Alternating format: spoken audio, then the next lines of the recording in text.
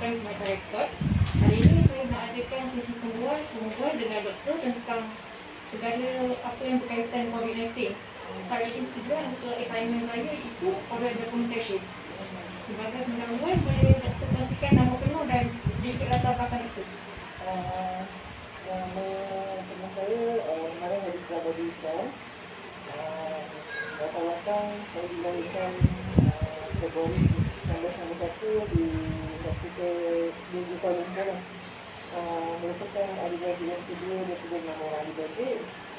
Melanjutkan pendidikan sekolah rendah di Sekolah Pasang Tampan Selangor. Kemudian meneruskan pendidikan di MRSM Kuala Lumpur Baru.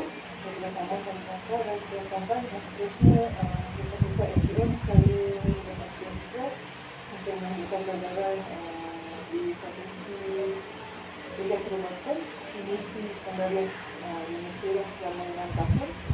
Dan kemudian selepas habis pembelajaran saya memulakan khidmat sebagai seorang pegawai perubatan bermula di Hospital Ipoh selama 3 tahun. Dan kemudian memulakan khidmat di kesihatan primary dan terus sampai ke pusat. Terima kasih atas sedikit tentang doktor. Seterusnya saya ingin meneruskan persoalan dengan segala persoalan saya yang sudah saya sebutkan. Okey, ini persoalan untuk mencapai objektif saya lah. Ini bahagian pertama adalah untuk mengetahui lebih dalam mengenai COVID-19 dari segi perspektif seorang pelayanan. Soalan pertama pada penanya doktor, apa itu COVID-19? Biasa tak gigi dah banyak cakapkan. Biasa COVID-19 ni kalau kita asal-usulnya bagi saya dikatakan ialah dia adalah virus yang asalnya zoonotik, dari haiwan ke haiwan saja. Namun transmisi daripada haiwan dan manusia baru dilakukan apabila ada orang yang makan ataupun donasi yang ada kat situ ada pelawar dengan makanan itu dekat dan menyebabkan virus itu dia cross barrier. Maksudnya patutnya dia zoonotik, jadi dia boleh menyebarkan haiwan ke haiwan, tapi dia dah melintasi sepadan, dia boleh menyebarkan manusia, haiwan ke manusia. Dan dengan itu bila dia boleh melintasi sepadan spesies, dia juga ada ability ataupun kebolehan untuk mutasi lah. So dari situ saya rasa semua orang tahu lah asal-usulnya kan. Sebenarnya pada akhir tahun 2019 pertama sekali yang ditanya ialah kat Wuhan. Kemudian dengan adanya teknologi seperti penerbangan antarabangsa dan sebagainya, so daripada Wuhan tu dia spread terus pergi ke seluruh dunia dan jadilah pandemik COVID-19. Okey, terima kasih atas info doktor. Kita beralih ke soalan kedua. Apakah faktor yang menyebabkan doktor bertahan untuk menangani penularan kes COVID-19? Kalau saya akan bercakap dari sudut sebagai seorang pegawai perubatan di fasiliti kesihatan. Ada doktor, ada doktor. Di fasiliti kesihatan. Namun untuk makluman lah, macam doktor kesihatan ni dia ada banyak kategori. Dia ada perkhidmatan primary, iaitu kita adalah barrier pertama lah, kita bersama komuniti. Kemudian perkhidmatan sekunder di mana ada hospital yang ada sedikit kepakaran dan tak ada kepakaran, dan tertiary center ataupun kesihatan yang tertiary di mana di situ ada segala kemudahan, segala kepakaran. So saya bercakap sebagai sampaiannya dari sudut primary. Namun saya, tugasan kami sebagai primary healthcare, kita tapis, kita saring dan kita tangkap orang-orang yang ada COVID dan cuba untuk mencegah juga. Tapi kita tak merawat, kita hanya menghantar mereka. Yang merawat adalah perkhidmatan primary, sekunder dan tertiary. Banyak balik soalan tu kan, macam mana apa yang membuatkan saya rasa sesuatu. Secara bukunya, kami dipaham dirawat ni tak rasa sangat faham masa awal tahun 2020. Dan itu macam banyaknya di KL sama, sebab kita ada PKP yang ketat, tak ada siapa-siapa depan negeri. So time tu tak ada apa, relax lah. Maknanya orang semua takut, orang semua di rumah. Kemudian bila dah buka border tu, dah start ada kes lah, 1, 2, 3 tak tahu lah. Nama yang saya rasa start sibuk betul-betul ialah tahun ini, awal tahun bulan 2. Mana tiba-tiba raut daripada 1, 2, paling banyak pun 5, 6 kes lah sehari. Terus melonjak pada 21, 31, 30 kes sehari lah. So apa yang macam memotivasi saya untuk membantu tu adalah macam sebab kita tahu kan bila COVID ni masa dulu tak ada vaksin, ramai yang meninggal. Kita rasa macam kalau boleh daripada kawasan tu kita cegah. Hanya daripada COVID kita asingkan isolasi dan siap-siap. So dengan harapan komplikasi tu tak akan ada pada orang kan. Contohnya kita nampak kat berita kan, kematian COVID-19 ramai yang menyebabkan macam ibu bapa kehilangan anak dia berapa dan sebagainya kan. So apa yang kita buat dekat Langkas dari sudut kesihatan ni, kami lah mencegah, menyaring, kemudian cuba untuk mengurangkan penularan yang akan muncul. Okay, kita lihat ni kes COVID kat sini kan makin meningkat dan meningkat kan. So apa inisiatif yang disarankan kepada masyarakat untuk nak tangani dia? Masyarakat macam masyarakat kita ni yang banyak dengan keluarga emas, yang sangat kadang-kadang apa yang saya akan sampaikan sama je macam dalam TV. Yang pertama sekali kena vaksinasikan dulu lah. Sebab bila kita vaksinkan diri kita ni, kita at least kalau kena pun tak adalah teruk kombinasi dia. Yang pertama lah. Memang ada lagi lah orang yang tak nak vaksinasi yang tak alasannya, saya kita tak mau faham. Kemudian apa yang saya usul ialah jaga. Kalau itulah kita pakai pelitup muka di tempat awam, jaga jarak, jangan pergi ke tempat yang sesak. Sebab langkah-langkah ni hanya kita untuk mengelakkan, tapi risiko untuk kena tu masih sama, masih tinggi. Sebab kita tak jumpa lagi cara nak hapuskan virus ni. Dan virus ni untuk meneruskan kelangsungan ni dia ada sentiasa mutasi. Sebab dulu kita mula dapat COVID, virus COVID biasa, lepas tu ada mutasi alpha, ada mutasi delta, ada delta, yang paling banyak negara itu delta. So jaga diri dengan mengaksinkan diri, jaga orang sekeliling dengan mematuhi kematian pakai pelitup muka. Kalau ada demam semua segera jaga kesihatan ataupun hospital untuk perawatan. Jangan ke tempat yang ramai orang. Yang saya nak tanya ni atas contoh situasi lah. Kebanyakan sakit dapat jangkitan dari orang lain. Apa pandangan doktor? Memang dapat jangkitan daripada orang lain. Sebab jangkitan ni setiap COVID kan. Sebab dia takkan datang, walaupun mula-mula asalnya dia daripada haiwan, dia tak boleh manusia. So untuk meneruskan fungsi macam-macam virus, dia adalah satu organisma yang dia hanya ada maklumat genetik, dia tak ada organ, dia tak ada apa-apa untuk meneruskan kelangsungan hidup. So mana-mana virus pun, macam mana dia nak meneruskan kelangsungan hidup dia, ialah dia akan infect, dia akan jangkit satu sel, sama ada bakteria ke manusia ke apa tu, untuk dia beranak pinak dan meneruskan generasi dia lagi. So memang COVID ni, mana-mana virus pun kalau macam contohnya chickenpox ke apa, memang dia dari manusia ke manusia. So COVID ni dia dah dapat daripada orang lah, tak pernah lagi burung datang, kecil datang dengan COVID ke apa kan. Cuma bila kena dengan orang, sebab tu lah jaga ambil langkah yang jaga 3W, 3C. Jangan pergi ke tempat yang ramai orang, pakai pelitup muka, jarak 1 meter. Sebab memang kita tahu jangkitan tu orang lain.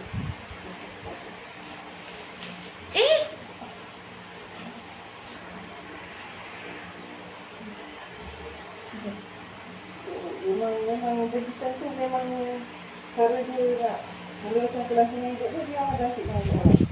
Tapi yang saya cakap macam mana yang sarankan kerajaan Kementerian Kesihatan itu, jaga jarak, jaga ni. Tapi walaupun kita jaga, masih meningkat lagi waktu tu. Tak boleh lah apa lah, sebab sekarang dah buka daerah sepadan dan sebagainya kan, untuk faktor ekonomi kan. Cuma kita hanya mengharap kepada individu untuk menjaga diri sendiri. Soalan seterusnya, apakah mesej doktor bila ramai orang mengenai tindakan orang yang tak berterima dan sering membanding-bandingkan kecakapan doktor dia dengan doktor ni dalam nak atasi COVID ni. Saya sebenarnya tak peduli aku dia cakap. Sebab kalau orang tu sendiri, manusia tu sendiri, orang tu sendiri, kalau dia ada kesedaran dan dia berilmu, pada awalnya dia takkan buat macam tu. Bila kita banding-banding ni, macam masa muda COVID yang kata Malaysia lambatlah compare dengan negara lain. Saya ingatkan sekali lagi lah macam masih negara orang macam batu negara sendiri. Kalau kau pergi overseas, kau bukan warga negara kelas pertama, so dia takkan ambil pisang sakit kau orang pergi. Dia akan pergi rakyat dia sama juga kat Malaysia. Cakaplah macam mana pun kerajaan ni selalu akan tanggung kita kan. Tapi kalau banyak sangat bunyi, dia dah tarik satu-satu nanti yang macam ni, kita bagi subsidi, betul orang tak nak divaksin. Saya adalah penyokong tega kalau orang tak ada divaksin ni, kalau kena COVID dia bayar terus 100% tanpa subsidi tanggungan hospital, sebab dia membazirkan katil, membazirkan duit negara, dan benda tu boleh dielak kalau divaksin. So kalau tindakan bagi saya tak rasa apa-apa orang nak banding-bandingkan, itu hak mereka. Tapi saya rasa itu melambangkan satu diri dia. Manusia ni tak akan bersyukur selagi mana dia tak hilang apa nikmat yang dia ada. Itu je. So lantak dia orang saya memang jenis manusia yang tak pernah kisah sebab tu. Banding-banding kan. Tapi saya berpegang pada prinsip, instead kau bandingkan, kau usaha untuk lebih betul. Macam itulah. Okey, soalan 8. Pada pandangan doktor, adakah vaksin yang diberikan kepada rakyat Malaysia ni ada beza antara yang banyak-banyak jenis? Okey, Malaysia kita ada 2 vaksin lah. Yang pertama Pfizer lah yang paling famous lah. Pfizer, AstraZeneca. Pfizer sebenarnya nama dia Comirnaty. Nama Pfizer tu nama company dia. AstraZeneca pun nama company ni. Lepas kita ada Sinovac. Lepas tu kita ada Moderna. Dan lagi satu kita ada CanSino. Okey, pada asalnya masa kerajaan nak beli, kita semua orang pandai. Semua orang lagi pandai daripada orang yang mengkaji. Ini tak elok, ini tak halal dan sebagainya. Tapi bagi saya masa tu vaksin tu adalah satu-satu yang penyelamat untuk kita boleh hidup macam biasa dalam keadaan pandemik ataupun bakal jadi endemik dalam hidup. So vaksin cara dia macam menginduskan lah, macam nak ada antibody dalam badan kita berbeza-beza untuk vaksin. Kalau macam Pfizer, AstraZeneca, mereka menggunakan teknologi di mana dia ambil genetik, maklumat genetik virus itu saja dan dia masuk ke dalam badan kita dan badan kita menilai benda itu dia bersebut. Kalau macam Pfizer, dan bila dia bermain dengan maklumat genetik, so maknanya keberkesanan itu tinggi terhadap mutasi sebab dia punya itu ialah genetik. Tapi kalau macam Sinovac dan Sino, banyaknya ialah virus yang ada dilemahkan supaya dia tak boleh sebagai virus yang ada itu cukup untuk kita punya badan menghasilkan antibody, tapi tak cukup untuk membuat kita dapat COVID. So kalau nak kata berbeza lah cara dia nak hasilkan antibody berbeza, syarikat berbeza. Lepas tu keberkesanan lah. Kalau tanya saya, setakat ini kajian sampai tahun bulan Oktober ni memang kata AstraZeneca yang terbaik lah. Dia boleh melindungi sampai 97% daripada masukan ICU, komplikasi dan sebagainya. Tapi masih boleh dapat walaupun di ICU masih boleh dapat COVID, cuma komplikasi tu tak ada. Setakat batuk dia masih semua dan sebagainya. Dan transmisi kepada orang lain tu pun kurang. Kemudian diikuti Pfizer lah. Pfizer dia punya keberkesanan setelah lengkap 2 dos adalah 90%. Kemudian kita ada masalah dengan Sinovac. Sebab Sinovac pada asalnya dulu masa mula-mula vaksin ni ada bekalan untuk dapatkan Pfizer tu kurang. Jadi kita pun deal dengan sini, kita dapat Sinovac. Sebab time tu kita fikir asalkan dapat je, asalkan kita lindung orang kita je. Tapi bila tengok kajian, Sinovac ni punya keberkesanan terlalu besar, 64% hingga 80%. So kita tahu kalau warga emas ni ambil mungkin dia dilindungi 64%. Kalau yang ni mungkin 80%. So apa tu, perlindungan yang diberikan tu tak 100%. Sebab tu ada kaedah yang buat booster. Kalau kata kita dah bagi Sinovac, kita bagi Pfizer, ya, keberkesanan untuk melindungi tu sampai 90%. So maknanya cakaran balik kita. Itu perbezaan antara vaksin-vaksin tu lah. Banyaklah perbezaan. Kita beralih pada objektif saya yang kedua pula, ialah untuk mengkaji kesan-kesan yang berlaku akibat COVID-19 terhadap permainan. Pada pengalaman doktor, apakah pengalaman yang pahit yang pernah dihadapi oleh doktor ketika bertugas? Okay, kalau paling pahit sini lah, waktu vaksin baru diletakkan kat Malaysia, kalau berangkat ke ini, saya mencalonkan untuk bawa vaksin tu daripada Bandar Laut ke komuniti besar. Sebab oleh kerana masalah perjalanan, iaitu lokasi yang terlalu jauh. Kemudian tentu warga emas tu di populasi kat desa ni ramai. So saya fight dengan pejabat kesihatan. Saya cakap saya nak bawa vaksin ni untuk memegang komuniti di sini. Dan pada asalnya pengalaman ni disebabkan jadi tak seronok ialah kita nak bantu orang, tapi orang ambil kesempatan komplain kita, and dia tak buat apa-apa, dia just kat nama je. Dia komplain macam-macam sampai ikut lah buku rekod saya, efek lah buku rekod saya. So cerita dia macam ni je, saya yang plan, saya yang buat semua, saya minta tolong daripada pengurusan Tisang 1, Tisang 2, Tisang 3, which is komuniti SNM. 1 dan 2 tak tolong langsung. Saya cakap itu kerja saya bukan kerja orang. Okey, tak apa, fine. Terus yang 3 bagus, banyak bagi koperasi, saya banyak bagi bantuan. Lepas tu saya perlukan nama penduduk. Saya pun approach ketua pengurusa. 1 dan 2 tak bantu langsung. 3 bagi kerjasama yang baik lah. So saya pun start dengan pesan 3. Saya bagi dari situ, saya hanya tentu saya fikir siapa yang nak tolong, siapa yang laju menolong diri ni, cepat dah dapat. Masih banyaklah cerita saya buat sekelas ke saya buat.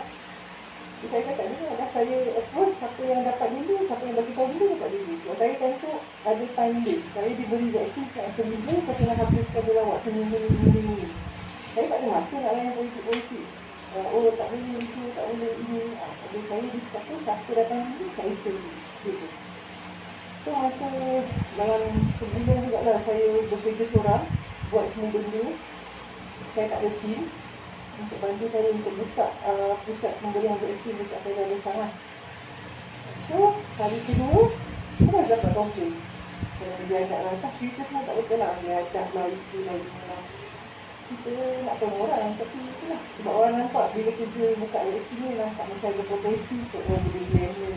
Kalau kita libatkan politik, nanti boleh mungkin time PRU kan. Oh dulu Anwar dia tolong masa TV Kesang. Dan saya memang buat elemen, saya memang tak nak ada elemen politik dalam video ni.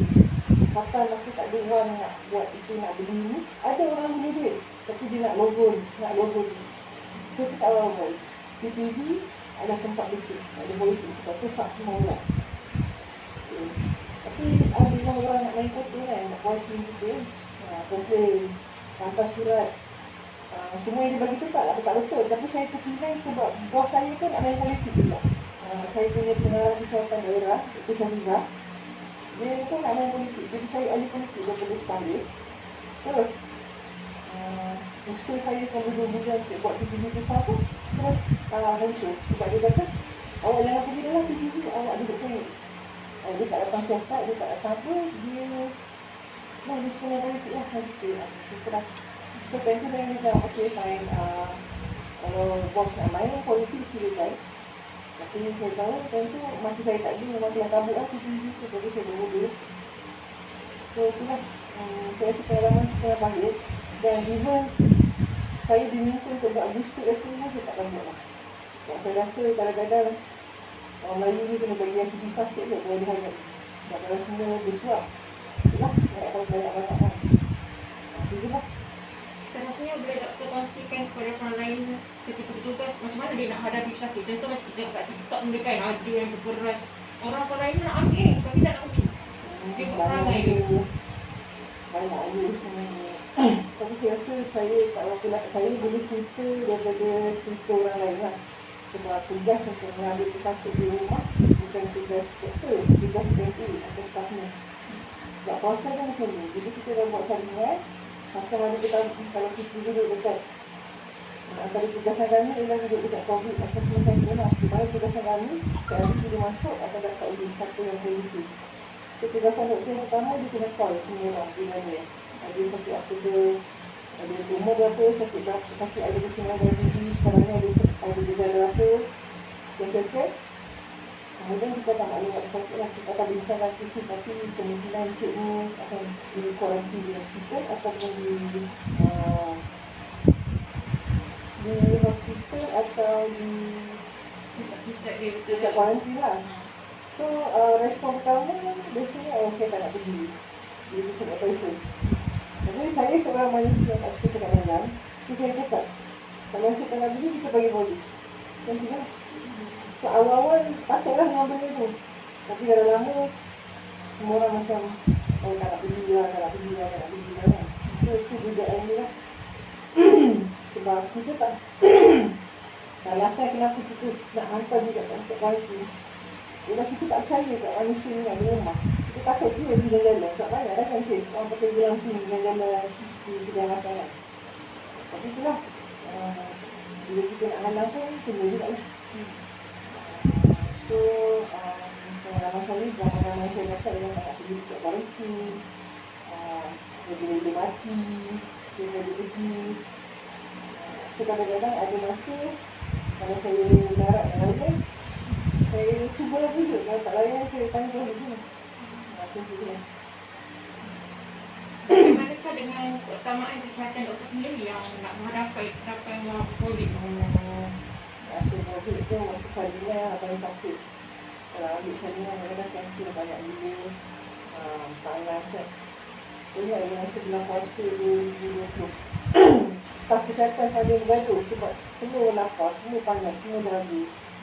Tapi bila semua macam tu, itu sampel banyak kan. So semua orang rasa macam penat lah. Kesihatan tu tak payah cakap lah, ramai staf kesihatan kat sini yang mengalami masalah macam depression, anxiety. Sebab yelah tak balik rumah, tak lama-lama awak disuruh bekerja lebih daripada masa yang dijanjikan. Masa yang paling seronok sekali, suruh kerja. Kita datang, kita tepati sebab kita janji dengan ikrar kita. Tapi bayaran tak nak bayar. Itu saya pelik sampai hari ni. Katalah seorang staff kan, pergi hantar kes. Pergi ambil kes daripada rumah, contohnya daripada Desak, hantar sampai ke Bandar Laut. Masa tunggu orang Laut nak berapa-apa, orang Laut mungkin hantar pusat kuarantin, UMP ke apa. Itu balik pula. So perjalanan tu daripada pukul 5 petang sampai 1 pagi, 2 pagi. So kadang-kadang dia suka sekali je pejabat datang tolak claim. Oh tak boleh claim ni, tak boleh claim tu. So macam balik pada saya pun soalan lah, macam kau suruh kita orang berkhidmat, kita orang boleh berkhidmat. Tapi kalau tak dibayar, nepotisme dan keikhlasan tak membayar bil, tak membayar makan. Sebab sekarang ni harga kos makin tinggi. Kan, kenaikan gaji sejak 20 tahun dah tak ada lah kenaikan gaji yang macam setara dengan harga inflasi. So itu je lah yang menyebabkan saya rasa terkilan ialah kau boleh berkhidmat. Ya, nepotisme tu ada. Tapi bila kau tak dibayar dengan setimpal dan sekali dia ambil kesempatan, kita orang pun ada family, ada anak nak bagi makan, ada isteri nak bagi makan, ada bapak nak bagi makan kan, nak bayar bil dan sebagainya lah. So itulah pengalaman tu. Kita boleh bertahan sekiranya kita dilayan dengan baik. So kalau layanan tu tak baik, memang itulah sebab macam banyak tu lah yang depress, anxiety, stres, OT tak masuk, OT lambat. Banyaknya relate dengan duit dan masa lah. Okey, seterusnya apakah perasaan doktor bila rakyat Malaysia mendoakan Terengganu macam setengah yang menghargai apa arti sesuatu yang doktor buat? Saya ni personal saya lah. Saya bukan manusia yang touchy. Nak doakan is fine, is your part. Kau nak buat macam tu. Tapi tak guna kau doakan. Tapi dalam masa sama tu adalah penyebab penyebaran COVID tu. Kita orang tak mengharapkan doa ke apa tak. Tapi tolong maintain macam ni. Jangan bagi dosa kerja. Jangan lebih banyak kerja. Jangan bagi kita orang leceh kali kerja. Tak perlu doa pun tak perlu. Tak nak bagi apa-apa pun tak perlu. Tak kisah. Tak nak bagi macam kata-kata semangat tu. Whatever it is. I'm okay with that. But kalau kau tak boleh bantu, tolong jangan beratkan kerja tu. Tu je aku. Macam ni nilai sentimental lah. Saya bukan seorang yang sentimental. For me, saya dibayar buat kerja, saya akan buat. Nak doakan, isap tu lagi nak doakan ke tidak ke isya.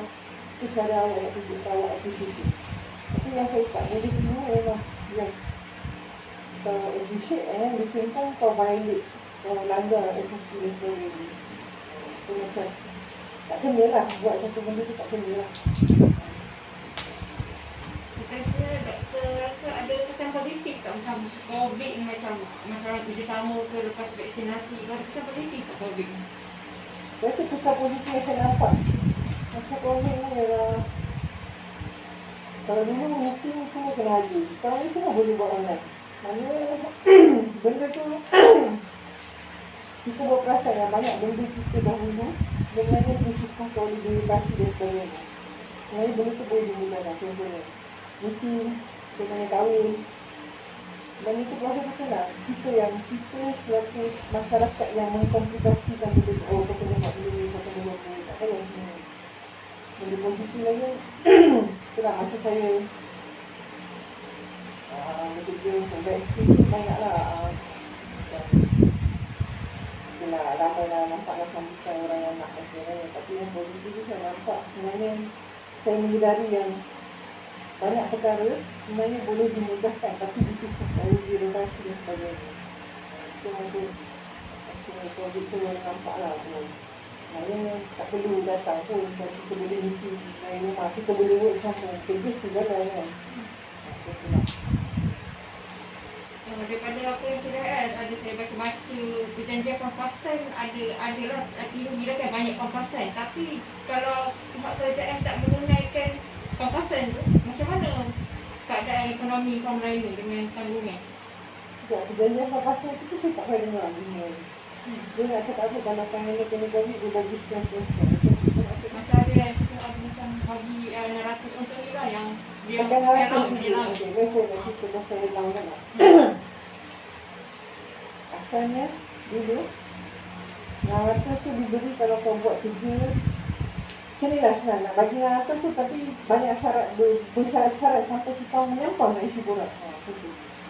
Kalau kawasan saya nak bagi, boleh saya nak bagi, tak nak bagi semua. Asalnya yang mula diperkenalkan 600 tu, ada pula syarat. Kalau kau kerja lebih 15 hari, boleh dapat 600. Kalau tak, kau dapat 200. Kalau ni macam ni, kau tak dapat langsung, bla bla bla.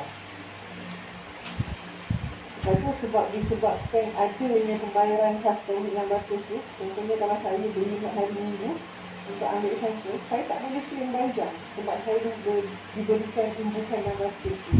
So sebenarnya imbuhan yang diberikan tu sebenarnya sangat murahan bagi mak ibu bapa. Saya lebih rela di kiri jam daripada macam bagi lamp apa macam tu kan.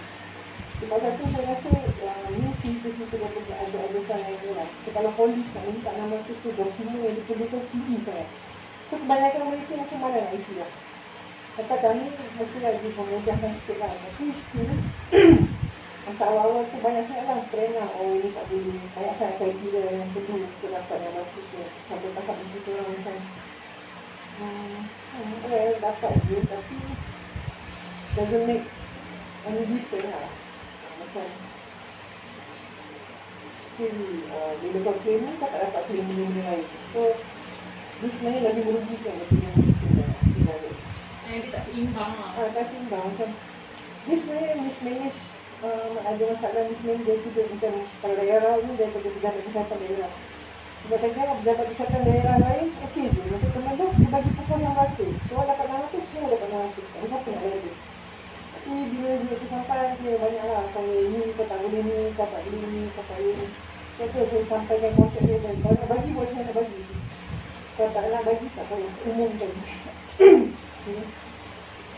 Kata teruskan dengan objektif saya yang terakhir, iaitu untuk mengatasi cabaran yang dihadapi oleh frontliner ketika mengenangani COVID-19. Bagaimanakah pembagian masa doktor di antara kerja dengan keluarga? Keluarga memang tak ada, weekend memang tak ada. Actually saya tak balik lagi keluarga saya dah setahun lebih sekarang lagi. Jadi hari ni masih tak balik lagi. Kalau sejak buka Alhamdulillah doktor tak balik ke? Tak balik. Sebab saya takut. Takutlah kita penyebab bawa kembali ruang kita. Daripada ruang sihat kita juga sakit. Itu satu. Masa untuk diri sendiri pun tak ada. Masa saya sangat sibuk dengan vaksin, itu memang 7 hari seminggu. Paling kurang lah 7 pagi sampai 9 malam. Dan biasanya lebih lah. Itu pun hari minggu tak boleh claim, suruh claim off. Bahkan cuti kita dah sampai 60-70 hari. Kan nak suruh claim off apa, berapa jam lagi. Bukan dia boleh cuti, ni nak musim bangkit kena tak boleh cuti, cuti berpuluh. So macam lah, dilema tu kat situ je. Masa dengan keluarga memang tak ada, ramai lah yang macam ada family menunduk. Memang sebab dulu kan medical assistant PDP lah, macam ada satu yang dia kan. Petang ni dah plan dengan anak nak punya mamanya, tiba-tiba kena hantar ke sekolah. So macam bulan kalau anak tu dah faham tak dah, tapi kalau anak tu kecil masuk dia macam fikir ayah dia begitu dan sebagainya. So yelah, esok lah hubungan kegagaan, masa tak ada, masa berkualiti tak ada, masa rehat pun tak cukup, kerja makin bertambah, enak makin dipotong. So dia sama ada jadi pekerja kerajaan atau jadi hamba kerajaan, antara dua tu. So dia macam manakah doktor dapat bertahan masa yang sangat panas, sampai daripada pagi sampai petang, bagi dekat tempat semua yang dulu. rasa semua kerja tak panas sangat pun. Pada biasa tu, mula-mula tu memang tak biasa lah, tapi yang lama tu kecil tu. Tak tahan, ada tahan tu. Okey lah, masa bulan puasa memang tak tahan sebab dia panas.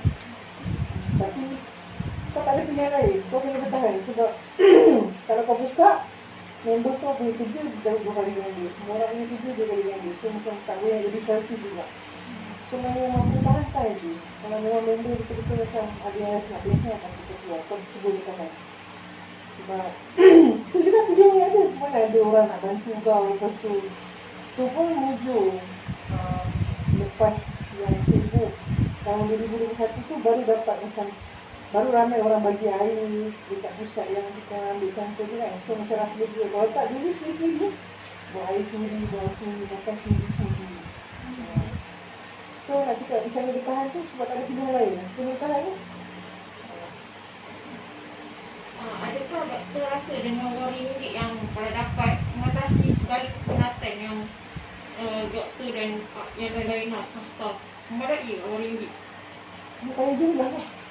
Kuasa dia macam ni. Kalau kau dibayar dengan elok, tak ada siapa mengenai.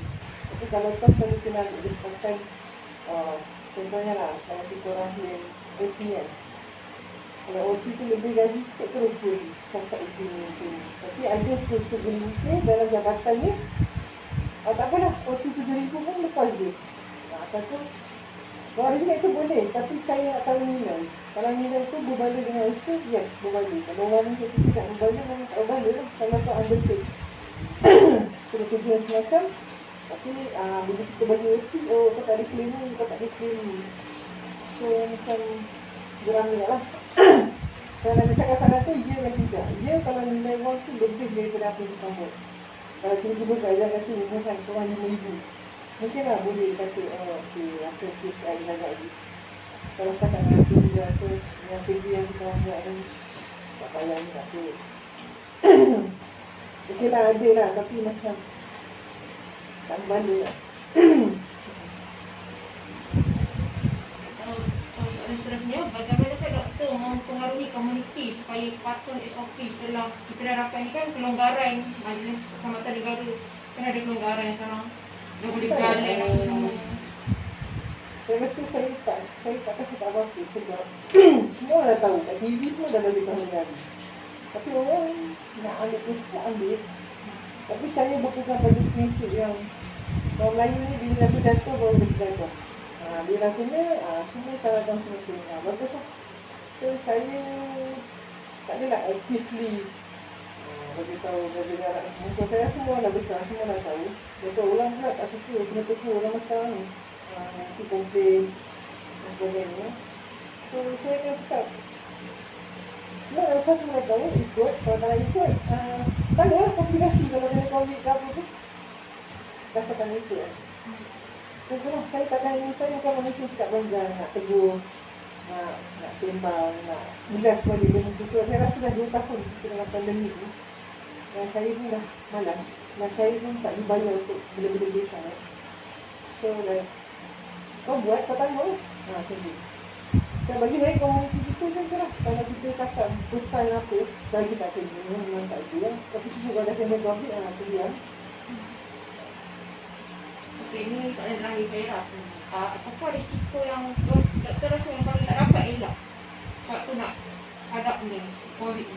Yang paling tak dapat elak sini? Tak dapat elak ialah bila kita tak tahu bila-bila kita orang ni boleh jadi pantai rapat atau boleh dapat COVID. Sebab sakit mula-mula masa datang, masa mula-mula COVID tu, dia orang cukup takut nak bagi tahu yang saya ada kontak rapat, dia orang lagi rela menipu dan sebagainya. So risiko tu mungkin hazard lah, maknanya hazard pekerjaan, maknanya kita orang ni terdedah boleh dapat COVID. Dan apa yang kerajaan bayar tu hanya 600 tu, which is tak berbaloi kalau kau kena COVID, anak kau kena COVID dan sebagainya, dan kau penyebab kepada anak-anak kau yang lain kena COVID. Sebab yalah, kita berdepan dengan masyarakat, dan masyarakat kita pula ramai yang menipu, tak nak betul terang. So saya rasa tu kot yang saya paling macam pandang bekerja ni, tu hazard yang pertama. Yang kedua, burnout. Suruh ni, suruh tu, suruh ni, nak suruh ni. Buat bila kita nak claim, tak dapat. So burnout. Tak boleh bagi cuti ni, tak boleh cuti sini. So bila duit tak ada, claim lah cuti. Nanti 6 jam ni ambil cuti 6 jam. Tapi bila nak guna, saya punya hari cuti sendiri pun dah 60 lebih hari. Tak terguna. Tak gini je, tak guna. Nak claim off, nak claim apa je. Tapi kau cuti betul, so tak ada alternatif. Benda tu berpusat kat situ. So burnout, depression dan masalah mental lah saya rasa ramai. Penat, burnout, stres banyak deal dengan manusia. Sebab kita punya kerajaan dia tak ada polisi macam nak tak nak kau kena ikut je. Kadang-kadang ada hak kebebasan besar. So manusia kan menyalahguna kan. Kita kata kena dia besar kuarantin, dia kata dia tak nak. Itulah inilah hak dia lah, hak tu lah. Kalau macam kita dekat negara yang diktator sikit, senang je. Cukup je, tak payah cakap banyak. Macam tu lah. Berat kita berbanding COVID-19. Itulah. So macam tu lah. Okay, saya rasa dah tak ada soalan lagi untuk doktor. Saya Nurdiana binti Kumar Zaman ingin mengucapkan ribuan terima kasih atas kesudian Dr. Mariam untuk memberikan maklumat dan berkongsi pengalaman. Semoga hasil rakaman saya ini dapat beri manfaat kepada pendengar dan pendidik serta seterusnya untuk generasi yang akan datang sebagai iktibar lah pengajaran. Saya sudahi rakaman ini dengan ucapkan ribuan terima kasih. Sama lah. Tak apa-apa.